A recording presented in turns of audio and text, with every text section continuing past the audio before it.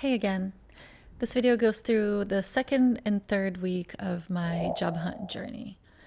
If you clicked on this video, you probably know me. You thought to yourself, oh, Hey, look, it's Kat. I wonder how she's doing. maybe we worked together once upon a time. We cried, we laughed, we tried weird foods together. If you clicked here organically, you or someone you know are probably going through a job hunt journey right now. Either way, I will be walking you through how it's going, what's been working, what hasn't, and I'll be telling you the most important thing I've done to set myself up for success as part of this process. So let's go. Hi, welcome to Like Leading Cats. I'm Kat, and I have over 10 years of experience in the tech industry. In this channel, I will be talking about corporate leadership, operation and process optimization, as well as my own job hunt journey, which will hopefully have a season finale soon. If this interests you, please subscribe.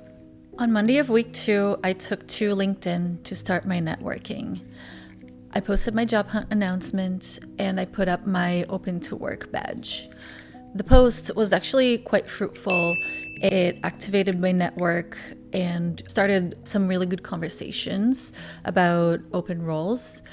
And in fact, the open pipelines that I have right now to talk about roles have been through connections and referrals made through my LinkedIn network. The open to work badge did not work well. After a week of having it up, I took it back down, and that's because I had scammers contact me through LinkedIn itself or email and even phone calls with fake roles or trying to sell pyramid scheme products, and it was quite disruptive.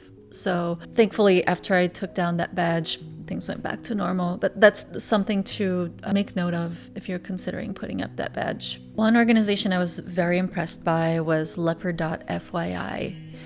Leopard is job search support for women and non-binary folks in the tech industry.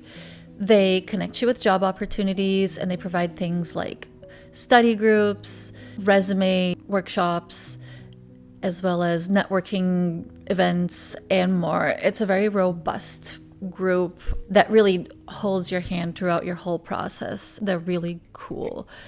I've gotten a couple of really good leads from them, and I got my resume reviewed for free. So I'll leave the link to them below. Check them out. They're really awesome. So let's talk about the actual job application process.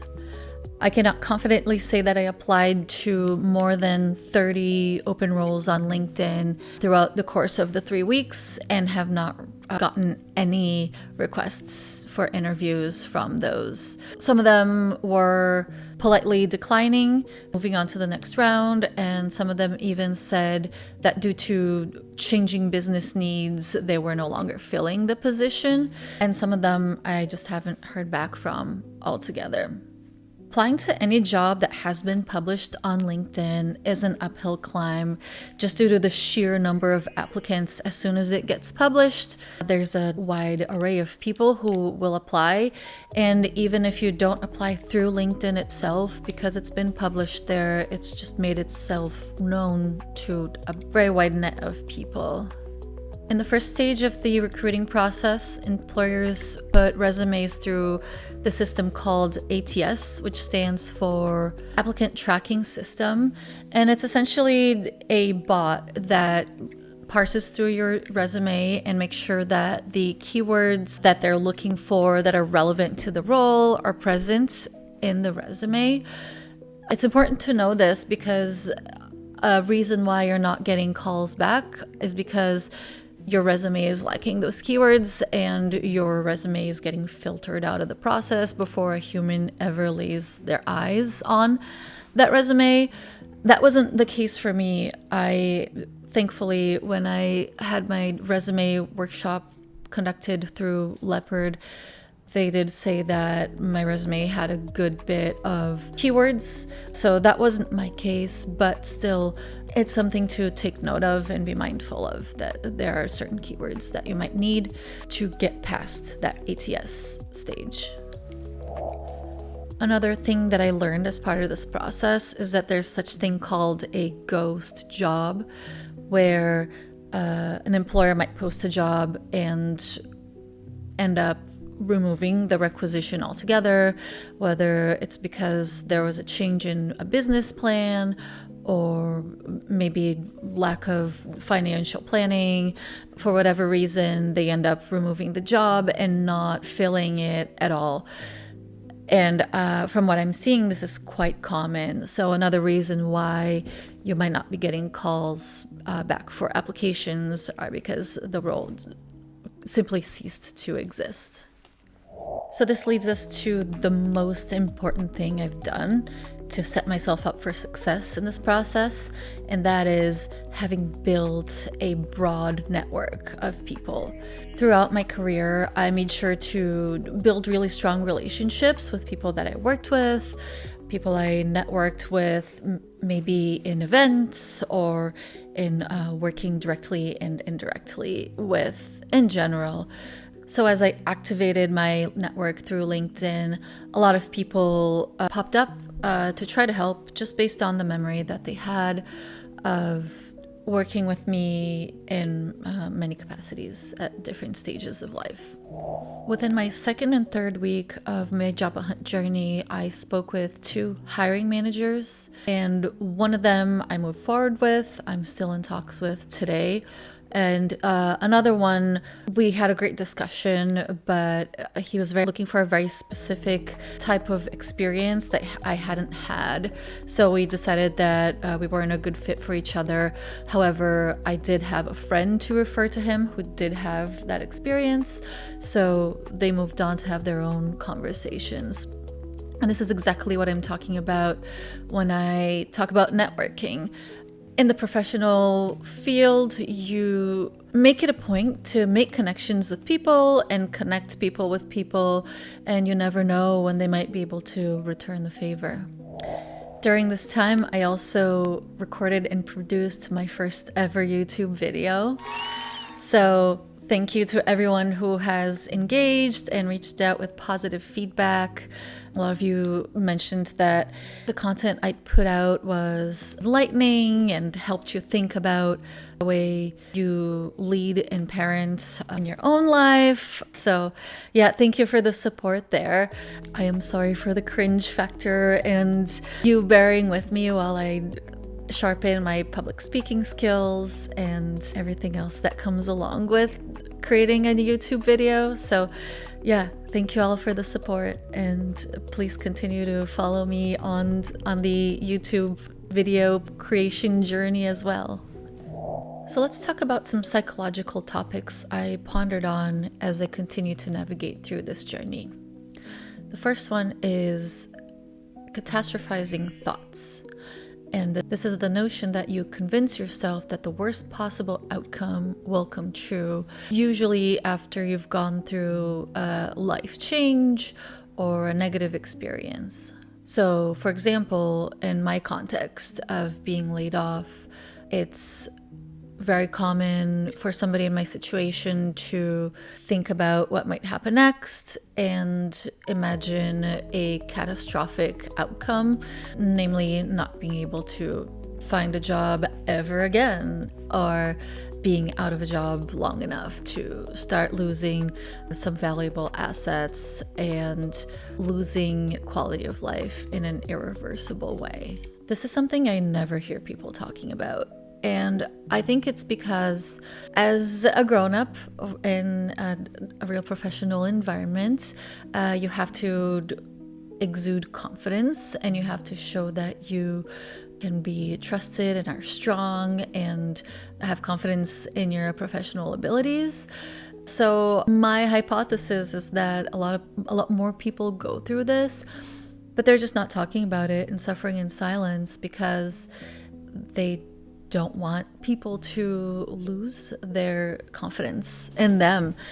But the notion of catastrophic thoughts is very common for humans. So I'm convinced that a lot more people are suffering through this than they're letting on. Identifying the pattern of catastrophic thoughts is half the battle. As soon as you realize and identify that this is the trap that you're falling into, you are diminishing its power. Another thing you can do to mitigate spiraling down catastrophic thoughts is reframing the way you're thinking about the catastrophe itself. For example, when you start engaging in catastrophic thoughts, you might think, I'm a failure. And a way to reframe that is to say, I am having thoughts of being a failure, and categorize it as thoughts and not actual factual truth. That might help you think of things a little differently. Now, this is not toxic positivity, right? I'm not saying take those concerns and push down the negative feelings and move forward, believing that everything is going to have the best possible outcome. I think, it's important to listen to your mental alarm bells as they start ringing, especially if you've set out on a journey and things aren't going as you would have liked them to. It is important to take lessons, to retrospect and think about what you did well and what could have gone better in order to have different outcomes than you've been having recently.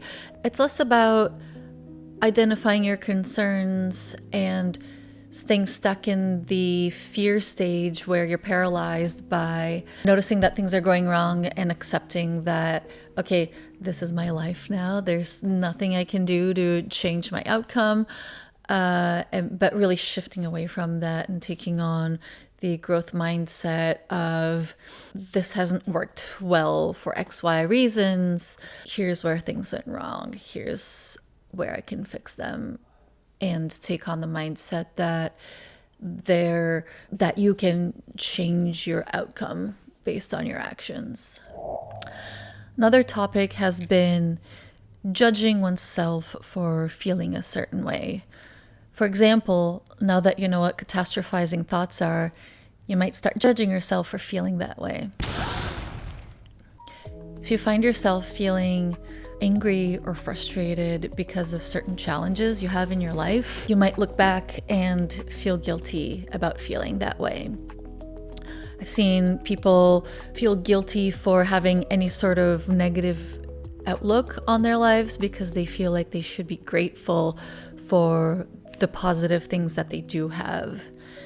And I find that the positive doesn't always negate the negative, and your negative feelings are valid, and it's important to honor them and acknowledge that they exist.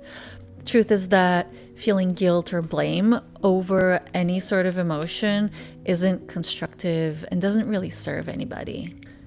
In my own journey, I had been prepared to honor my negative feelings and let them go. I had done enough emotional work to be well equipped to do that, but I was caught by surprise by judging myself for feeling some positive emotions, and that was a little weird. I remember one day I had finally gotten through our whole household's complete backlog of laundry, and I spent a good amount of time just doing that. And I felt really accomplished and freed by having finally gotten to the bottom of it, and the first time felt like forever. Then moments later, I started to feel guilty for feeling accomplished because I hadn't spent any time applying to jobs or advancing my career during that time.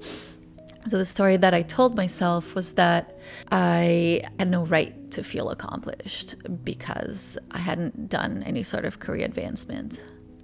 Other cases where the judgment crept in were literally any time that I felt good for doing anything that was not career related. I'm gonna have to report back to you guys on how I resolved this challenge. But my strategy for now is to add a lot of structure to my weekly schedule so that when I do things that are not career related, I can be in the moment knowing that I have blocked chunks of time where I will be applying to jobs and working on resumes, studying for interviews at a later time, and just focus and be present into what I'm doing at the current moment and feel good about doing it guilt-free. So that's my report for my second and third week of my job hunt. If you've made it this far, thank you for watching all the way. It really helps the algorithm.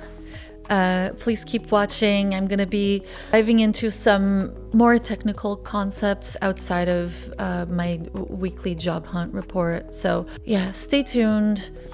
Thank you all for the support so far. Thank you for bearing with me through this learning process. If you are on the job hunt, hang in there. We're in this together. I know it's hard. If you're in tech, the industry is exceptionally weird at the moment, and I am feeling it too, so you're not alone. Thanks again for watching, and have a great one.